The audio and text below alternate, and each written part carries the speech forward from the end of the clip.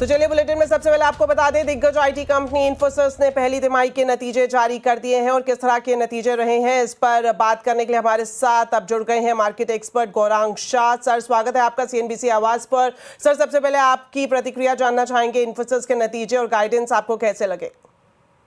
बहुत बहुत धन्यवाद, सभी को प्रणाम और शुभ संध्या हमारे तरफ से। तो अनुमान बाजार में इन्फोसिस के नतीजे को लेकर के ये था कि जो मुनाफा आया है उसमें थोड़ी बहुत नीचे की तरफ के आंकड़े आएंगे और जो मुनाफे के मार्जिन है उसमें भी थोड़ा बहुत मामूली सा दबाव रहेगा।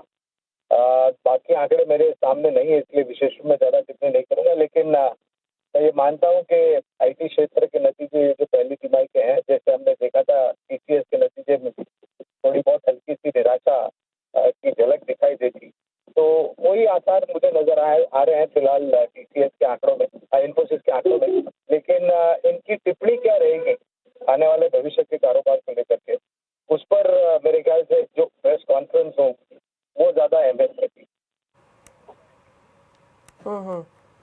सर, एक अगर इस लिहाज से देखें, ट्रम्प टैरिफ के चलते आईटी को लेकर बाजार डिवाइडेड दिखाई दे रहा है, अनसर्टेनिटी बनी हुई है, तो फिलहाल जिस तरह के नतीजे अब सामने आए हैं ज्यादातर आईटी कंपनियों की तरफ से Q1 के, तो आईटी पर आपका व्यू क्या है? देखिए, लंबी अवधि के लिए तो यह सकारात्मक है और ये भी मानते हैं कि आईटी क्षेत्र का योगदान बहुत महत्वपूर्ण है आने वाले भविष्य में, जिस तरीके से चुनौतियां आगे बढ़ रही है।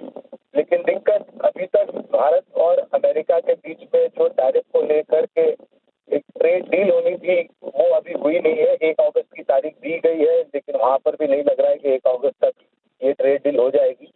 निर्णायक तरीके से अगर आईटी क्षेत्र पर नकारात्मक असर पड़ता है, अगर अमेरिका रिसेशन में चला जाता है या फिर वहां से बजटरी स्पेंड या फिर डिस्क्रिशनरी स्पेंड खर्चा जो करती है वहां की कंपनी आईटी पर, वो अगर कम हो जाता है तो शायद छोटी या मध्यम अवधि में आईटी क्षेत्र की कंपनियों पर नकारात्मक असर पड़ सकता है, बशर्ते कि वहां पर धीमापन आए और ऐसी कोई नकारात्मक बात जैसे अनुमान लगाए जा रहे हैं।